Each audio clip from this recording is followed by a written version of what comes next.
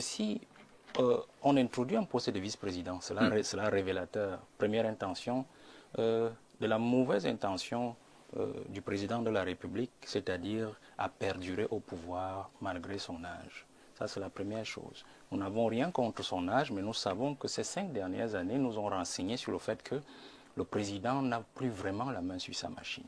Parce que rien ne marche et tout le monde peut voir le marasme dans lequel nous nous trouvons. C'est vrai qu'il aurait organisé lui-même le pourrissement de l'État pour peut-être avoir des objectifs ou atteindre des objectifs que lui seul connaît. Mais nous voyons tous qu'il ne tient plus la machine. Alors, créer un poste de vice-président reviendra en fait à créer un président bis, c'est-à-dire qui utiliserait ou du moins qui userait de la vigueur que lui, il n'a plus pour pouvoir travailler. Donc, un substitut présidentiel qui viendrait en fait travailler à sa place et lui continuer tranquillement à faire ce qu'il fait, c'est-à-dire à ne rien faire. Donc, ce serait signé... Est-ce qu'on va dire que le président ne fait rien? Ce n'est pas excessif à l'air. Ce serait signer un pacte de farniente, c'est-à-dire un pacte de ne rien faire à la tête de l'État en créant un poste de vice-président. Ça, c'est la première mauvaise intention. L'autre mauvaise intention qui cacherait un projet macabre comme celui-là, parce que je l'appelle un projet macabre, c'est celui justement qui dévoilerait l'intention du président de la République de mourir là où il est. Parce qu'en fait, à son âge, et nous le voyons déjà, il a des difficultés à diriger. Et créer un poste de vice-président reviendrait simplement à se déresponsabiliser lui-même et de porter l'entière responsabilité du travail gouvernemental et de la direction de l'État à un substitut qu'il nommerait, ou je ne sais pas quelles sont les modalités de désignation de ce vice-président. Et donc, ça veut dire tranquillement qu'il attendrait simplement que la nature fasse son travail et que le peuple camerounais reste dans ce que nous continuons à vivre aujourd'hui. Deuxième chose. Troisième mauvaise intention, je reste toujours sur le président de la République, cela dévoilerait que le président de la République veut vraiment laisser le pays dans un désordre et peut-être dans un conflit permanent et peut-être dans le feu et dans le sang. Parce que les luttes de succession que nous voyons actuellement là, dans l'une des luttes de succession, nous savons que la plupart des leaders d'opinion et le peuple sont contre cette affaire de dynastie. Alors, créer un procès de vice-président, on soupçonnerait effectivement que ce pourrait être, là maintenant je fais un procès d'intention, et là c'est très subjectif ce que je dis, mais je m'y avance. Ce serait soupçonner que ce serait peut-être son sang qui pourrait prendre le pouvoir, c'est-à-dire un procès de vice-président taillé à la mesure pour sa propre progéniture. Vous voyez, comme on a vu avec par exemple le Togo, comme on est en train de voir avec la Guinée équatoriale, comme on est en train de voir par exemple aussi avec le Congo, même si aucun fils de Sassou n'est vice-président de ce côté-là. Mais la proéminence de leur fonction, des fils Sassou, montre effectivement que l'un des successeurs sortira de là. Donc voilà le troisième soupçon que l'on peut amener au président de la République et voir que s'il va dans ce sens-là, eh ben, il y a un risque que vraiment son héritage ne soit pas préservé parce qu'il y aura certainement beaucoup de bruit et certainement beaucoup de conflits après cela. Alors, si je rentre dans la quatrième intention, qui est justement celle... La mauvaise intention qui serait celle justement de ses collaborateurs.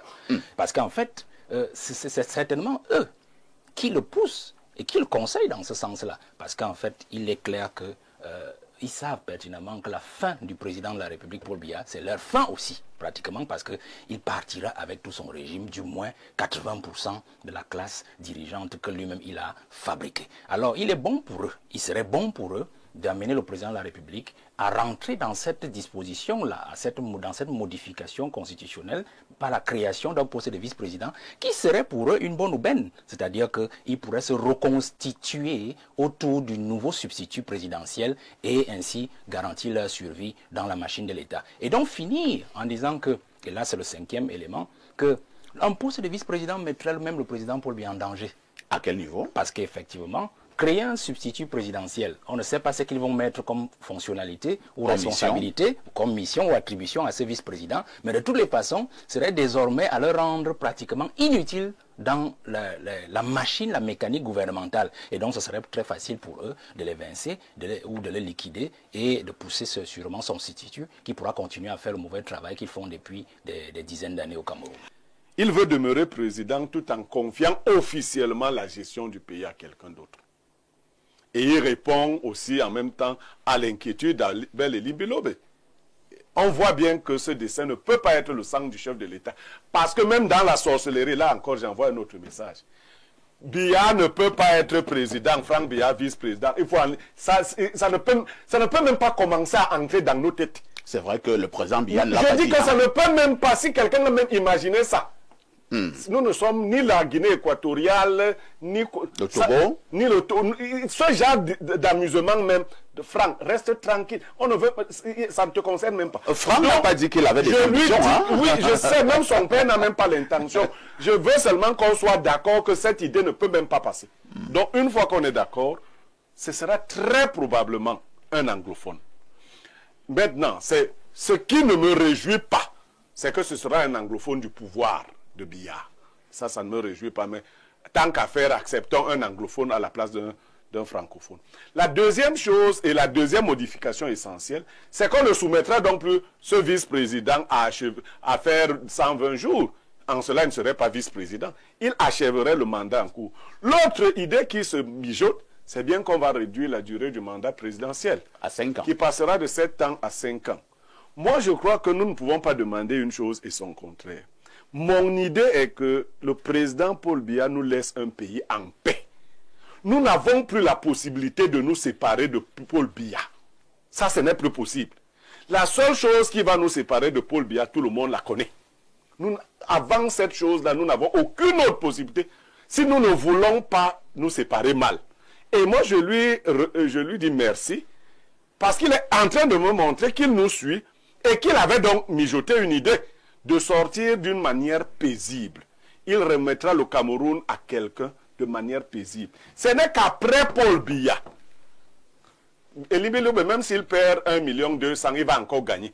Ce n'est qu'après Paul Biya que nous allons réorganiser ce pays en termes d'élections à la présidentielle, en termes de ceci ou cela. Avant ça, c'est le marchandage, c'est les boulgandjanga. Il n'y a rien à ici.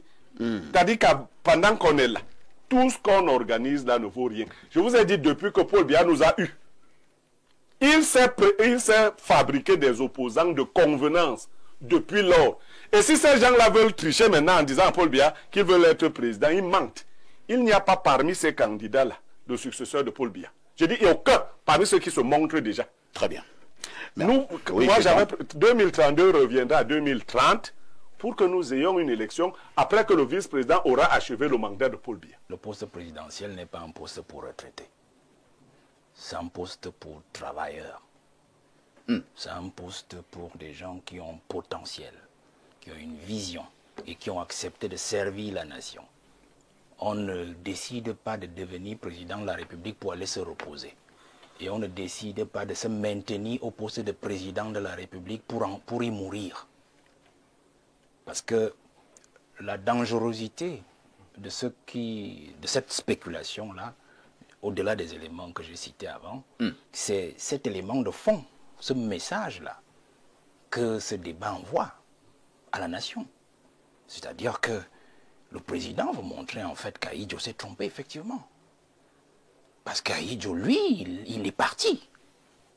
Il lui a laissé le pouvoir. Je ne rentre pas dans les éléments qui se sont passés après 83, 84, même si on dit qu'on l'a trompé. Pourquoi Ahidjo se serait trompé? Même si... Oui, je suis justement sur le chemin. Pour dire que même si on a même dit à un moment qu'on l'a trompé sur sa maladie, j'efface ça. Parce qu'il pouvait aussi faire comme lui actuellement. C'est-à-dire qu'on m'a dit je suis souffrant et que je risquerais partir à tout moment. Et il aurait dit, bon, je meurs au pouvoir.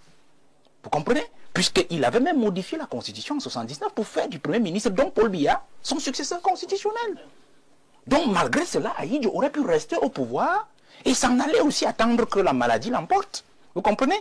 Donc c'est un mauvais message que ce débat envoie, que le président, si vraiment, je préfère dire, ses conseillers, envoie au peuple camerounais. C'est-à-dire l'image d'un président, justement, qui n'a que cure du sort du Cameroun. Parce que si le Cameroun, l'aîné Libi l'a dit tout à l'heure, fonctionnait bien, c'est-à-dire qu'il y avait un certain équilibre dans la gestion et la répartition du pouvoir. Parce qu'on ne peut pas toujours faire, comment dire, abstraction des communautés. Moi, je ne pense pas que les anglophones sont une communauté. Mais, disons ça comme ça, c'est le terme le plus approprié ici. On ne peut pas toujours faire abstraction des communautés. Elles existent. Et le professeur l'a dit, on gère le pouvoir au Cameroun, du moins le régime de 82 gère le pouvoir au Cameroun par convention. C'est-à-dire que le président, il gagne l'élection, et puis il manage les communautés à travers la distribution des postes. Vous voyez? Et même dans cette distribution, il arrive toujours à léser nos frères du nord-ouest et du sud-ouest. L'aîné Limbi a cité pratiquement 7 postes les plus importants, et il n'y en avait aucun. Vous comprenez? Donc, il y a ce problème-là. C'est-à-dire que nous n'avons pas un problème de vice-président.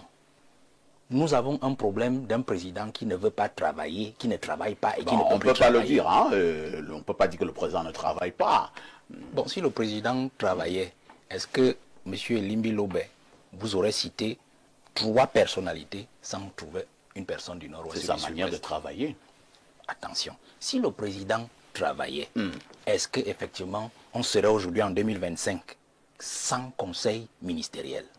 C'est-à-dire qu'il n'a plus vu l'ensemble de ses membres du gouvernement sur une table. Le Premier ministre rencontre ses ministres tous les derniers jeudis du mois. C'est le Premier ministre, personne ne l'a voté.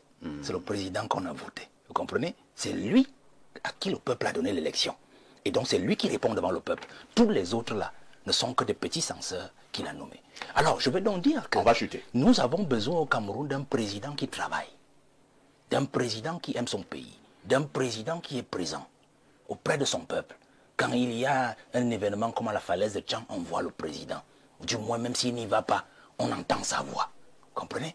Quand il y a des événements comme on a eu à Mania le 21 octobre 2016, on voit le président. La dernière fois qu'il a fait, c'était en 97, je crois, après l'incendie d'Ensam. Vous voyez? Donc le peuple ne voit pas son président. Le peuple, quand il le voit, c'est le 20 mai, un homme fatigué, que parfois son entourage aide même à fonctionner ou à marcher. Alors, nous amener un débat, nous amener, oui, ce sont mes images, et je les assume, et je les assume. Alors, nous ne voulons pas d'un débat comme celui-là. Je préfère qu'il reste vraiment une spéculation, et qu'il n'existe jamais.